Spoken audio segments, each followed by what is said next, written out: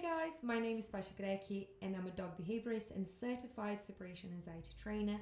And we are here to talk about long-term sustainable behavioral transformation that focus on your dog's well-being.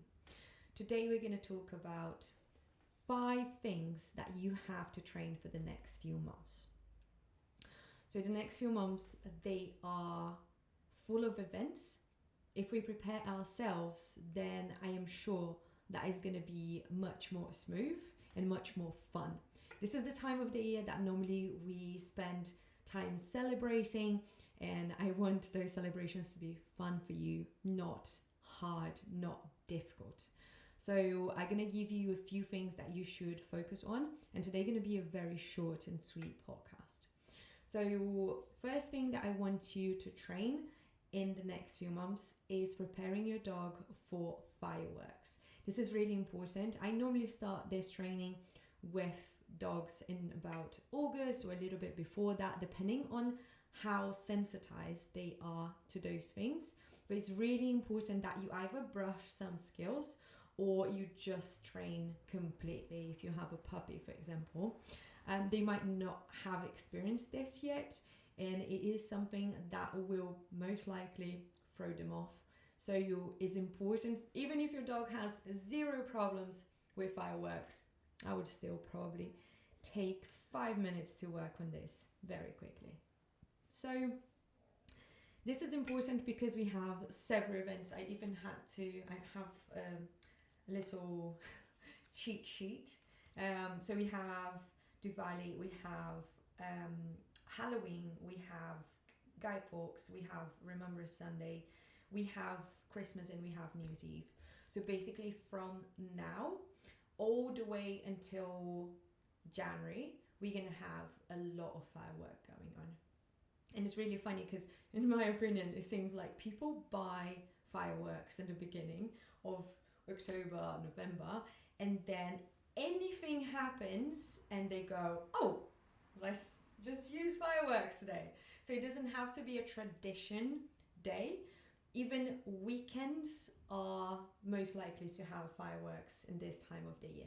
So weekends is already an event, apparently.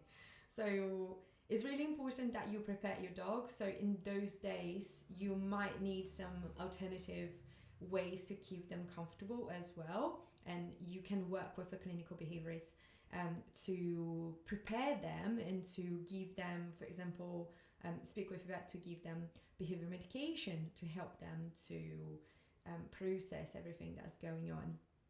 But if you don't have a dog that's super scared of fireworks and you're not working with anyone, then at least you can prepare yourself that in the weekends, better for you to not leave your dog alone if your dog is sometimes scared of fireworks or not fully comfortable with it, because you might have problems with your separation training in case your dog is left when there is a lot of fireworks going on.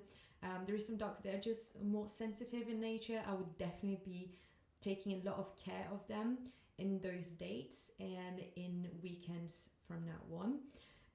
Until January.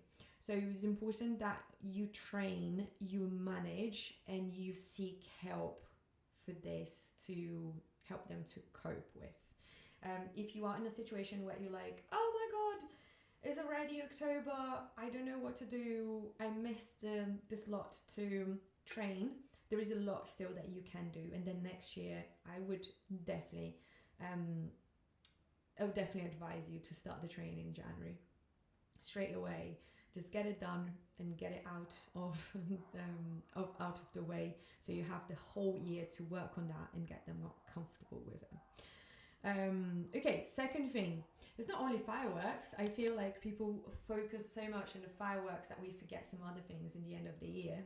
There is some other things we need to train as well. So I love preparing them for the foxes as well. So that's a funny one. Every time around this time of the year, October, November, there's 2 things that happen. The squirrels go on the floor. So if you have any problems with squirrels, it's probably already finishing, is by the end of the summer towards until October, November. but also the foxes. And the foxes are the one that disturb us a little bit more because they make noises. And if your dog doesn't like that, if your dog is reactive to that, that might be a problem for you. So again, think of this. We need to train, we need to manage, we need to help them to cope with the situation. There are many ways to do this. A good way to manage, for example, those two things, the foxes and the fireworks, is, for example, using white noise. I love using that. That's a great way to block the noises from outside. But sometimes it's not enough, and we need to seek more like alternatives to help our dogs to cope with that. And as I mentioned before, behavior medication is a great way to do that. But it's not only that, there is other ways as well. There is many phytotherapeutic and NutriCalm kind of supplements that you can use in the market, but check with your vet which ones you can use, which ones actually have studies on it. You can also ask your trainer, your behaviorist, and those, they're very interesting, and everyone asks me, do they actually work? And they do, but they take the edge off. So sometimes they help 5%, 10%. Sometimes they don't. Sometimes they have a great effect in some dogs, but not most dogs. So if you have a dog that is hiding from those noises or barking at those noises, like very, very angry, I wouldn't even worry about giving any of that. But if you have a dog that is very calm normally and you just want to help them a little bit more because maybe they hear firework and they put the head up, those are perfect for those dogs. So again, do you expect a huge behavioral transformation with that? No. But could it help? Yes, it could. So something like, I have a puppy, don't really know how it's going to be. I did some training, but I never experienced this before. Great. This is a great opportunity for you. Just check with your vet first. Another thing that I love working with around this time of the year, apart from the foxes and the firework that tend to disturb them a lot in the evening, is preparing our dogs to be in the dark. So most dogs that have spent from, let's say, April, May, all the way to here, maybe puppies as well, that didn't experience walking in the dark because you are choosing times that always have light to work with them outside and to be outside with them. Dog walkers tend to not do walks in the dark as well. So it might be that your dog is not being socialized with this. And even if you have a dog that is a bit more sensitive, a little bit more anxious, a bit more nervous, whatever you want to call it, so you have this dog experiencing a lot of light and being able to see the whole environment and gather a lot of information for several months, and then all of a sudden the summer time goes and everything starts getting much darker, is much more early, and you have a period of the year that you most likely will end up doing at least one walk in the evening where it's already dark. Even if you are doing a walk, let's say at 3 o'clock, 4 o'clock, 5 o'clock after work, if there is a possibility that's not going to be as bright as before. So the cars might be with their lights on. This might freak them out. It might be that they're going to perceive the environment in different ways. It might be that they're going to find foxes in the middle of the road. So it's important for you to prepare for this. So, for example, a good way to do this is just go when it's not dark yet, but there is no more light anymore. So that kind of midway where there is little light is a good place for you to start. Maybe you're going to have 1 or 2 lights from the cars, but it's not every single car. You can maybe choose environments that have less traffic to just slowly introduce them to this. So quiet roads, things like that. And try to teach them with the situation that they're already comfortable in. So most people say to me, but this is nowhere my dog have problems. My dog is okay in those environments. Great. So this is where you start, is where your dog is okay. And then you increase the difficulty, right? So it's really nice to see that dogs, they might show a tiny bit of hesitance with low light and with a little bit of like one or two cars having the lights on, for example. So why not to start with that and then increase? So if your dog learns how to not show hesitance in that environment, then you know you can go up and train in a different environment, a more challenging environment. And then we have also cleaning the paws and having a shower, because this time of the year going to be super, super muddy. And most people just came out of summer and maybe they didn't train much. Maybe they didn't do a lot of showering because it was very dry. We didn't need to. And now all of a sudden it's raining again. And there is a lot for us to pick up again, right? So if you are planning to either give your dog a shower because they're very fluffy after the walk, like I used to do with Marvin. I had to do that every single time after he came from outside because he was so fluffy that everything would get dirty, especially in the belly and the paws. So legs, paws, I had to train that on him, right? So we would come inside the house. He knew how to stay still. I would take the harness off. He would not run to the sofa and lie down or clean himself in the rug. He would stay by the door with me. I would clean his paws. Then we would go to the bath. Then he would jump in the bath. We would clean a little bit more over there. Then he would come out of the bath, would allow me to dry him. And then he would be completely free to do whatever he wanted to do. So you imagine, did you see how many steps I said? Imagine if I was going to go very deep in each one of those. There is hand touching, there is paw lifting, there is sitting, lying down, giving the paw. There is so many cues that are happening in that moment. So it's really important that you prepare them for this and also create a routine, because imagine if they are always used to getting inside the house, being let off, and then even before you get inside the house, right? So being let off outside of the door, then coming in and running to the water bowl, and then running to the toys, and then walking around everywhere and doing a beautiful shake off and making everything dirty, you will have problems and you're going to get pissed off.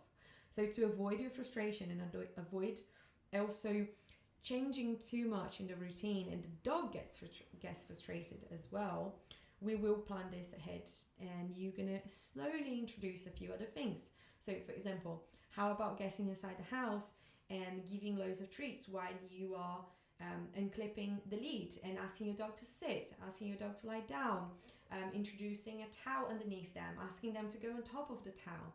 Things like that are really, really helpful. Or even asking for the paw in that situation, in that scenario.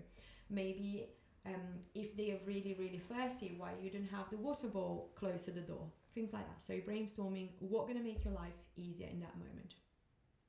And also we have my last point, my fifth point, which is going to be settling around food. So around this time of the year, there is a lot of gathering and lots of social events. Some people go into pubs and restaurants, they take their dogs.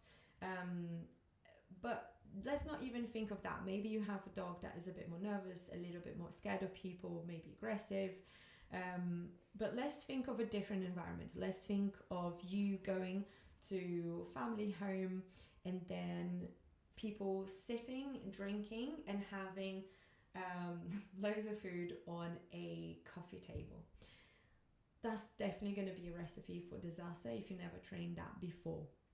So I know you probably manage your dog around food really well, but you need to remember that in this time of the year, there is more people that are going to be around you, and they might not be able to manage the food very well around your dog.